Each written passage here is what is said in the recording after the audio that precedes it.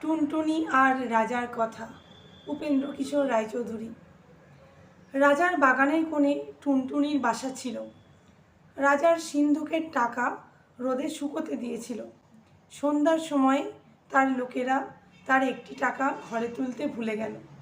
টুনটুনি সেই চকচকে টাকাটি দেখতে পেয়ে তার বাসায় এনে রেখে দিলে আর ভাবলে, ইস, আমি কত বড়লোক হয়ে গেছি। রাজার ঘরে যে ধন আছে, আমার ঘরে সে ধন আছে। তারপর থেকে সে খালি এই কথাই ভাবে আর বলে, রাজার ঘরে যে ধন আছে, টুনির ঘরেও সে ধন আছে। রাজা তার সভায় বসে সে কথা শুনতে পেয়ে জিজ্ঞাসা করলেন, হ্যাঁ রে, পাখিটা কী বলছে রে? সকলে হাত জোড় করে বললে, মহারাজ, পাখি বলছে আপনার ঘরে যে ধন আছে, ওর ঘরেও নাকি সেই ধন আছে। রাজা শুনে খিলখিল করে হেসে বললেন, দেখ তো ওর বাসায় কি আছে। তারা এসে দেখে বললে, মহারাজ, বাসায় একটি টাকা আছে। রাজারা শুনে বললেন, সে তো আমারই টাকা, নিয়ে আয় সেটা। তখনই লোক গিয়ে টুনটুনির বাসা থেকে টাকাটি নিয়ে এলো। সে বেচারা আর কি করে, সে মনের দুঃখে বলতে লাগলো, রাজা বড় ধনে কাতর, টুনির ধন নিলে বাড়ির ভিতর। শুনে রাজা আবার হেসে বললেন, পাখিটা তো বড় ঠ্যাঁটারে, যা ওর টাকা ফিরিয়ে দিয়ে আয়। টাকা ফিরে পেয়ে টুনির বড় আনন্দ হয়েছে। তখন সে বলছে, রাজা ভারী ভয় পেল, টুনির টাকা ফিরিয়ে দিল। রাজা জিজ্ঞাসা করলেন, আবার কি বলছে রে? সবার লোকেরা বলছে যে মহারাজ নাকি বড্ড ভয় পেয়েছেন, তাই ওর টাকা ফিরিয়ে দিয়েছেন। শুনে তো রাজামশাই রেগে একেবারে অস্থির।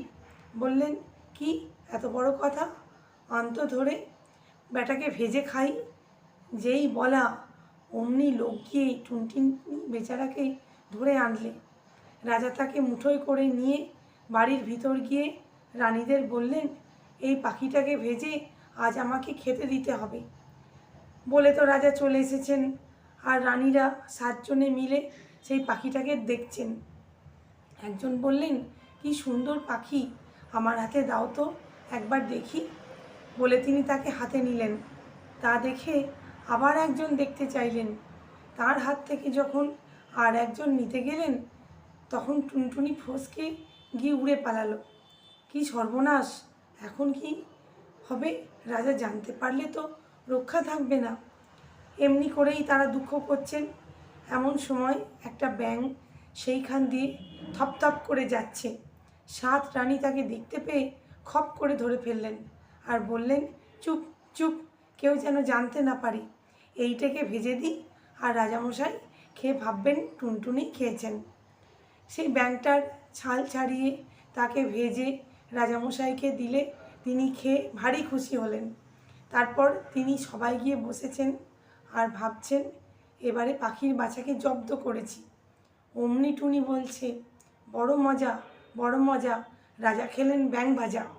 শুনেই তো রাজামশাই লাফিয়ে উঠেছেন। তখন তিনি থুতু ফেলেন, ওয়াক তোলেন, মুখ ধোন, আরও কত কী করেন। তারপর রেগে বললেন, 7 রানীর নাক কেটে ফেল। অমনি জদলাদ গিয়ে 7 রানীর নাক কেটে ফেললে। তা দেখে টুনটুনি বললে, এক টুনিতে টুনটুনালো, 7 রানীর নাক কাটালো। তখন রাজা বললেন, আন বেটাকে ধরে, এবার গিলে খাবো, দেখি কেমন করে পালায়। টুনটুনিকে ধরে আনলে। রাজা বললেন, আন জল। জল এলো। রাজা মুখ ভরে জল নিয়ে টুনটুনিকে মুখে পুরেই চোখ বুজে ঢক করে গিলে ফেললেন। সবাই বললে, এবারে পাখি জব্দ। বলতে বলতেই রাজামশাই হোক করে মস্ত একটা ঢেকুর তুললেন। সবার লোক চমকে উঠল, আর টুনটুনি সেই ঢেকুরের সঙ্গে বেরিয়ে এসে উড়ে পালালো। রাজা বললেন, গেল গেল, ধর ধর। অমনি 200 লোক ছুটে গিয়ে আবার বেচারাকে ধরে আনলো। তারপর আবার জল নিয়ে এলো, আর সিপাই এসে তলোয়ার নিয়ে রাজামশাইয়ের কাছে দাঁড়ালো। টুনটুনি বেরুলেই তাকে 2 টুকরো করে ফেলবে। এবার টুনটুনিকে গিলেই রাজামশাই 2 হাতে মুখ চেপে বসে থাকলেন, যাতে টুনটুনি আর বেরোতে না পারে। সে বেচারা পেটের ভেতর গিয়ে ভয়ানক ছটফট করতে লাগলো। খানিক বাদে রাজামশাই নাক সিটকে বললেন, ওয়াক। অমনি টুনটুনিকে শুদ্ধ তার পেটের ভিতরে সকল জিনিস বেরিয়ে এলো। সবাই বললে, সিপাই সিপাই, মারো মারো, পালালো।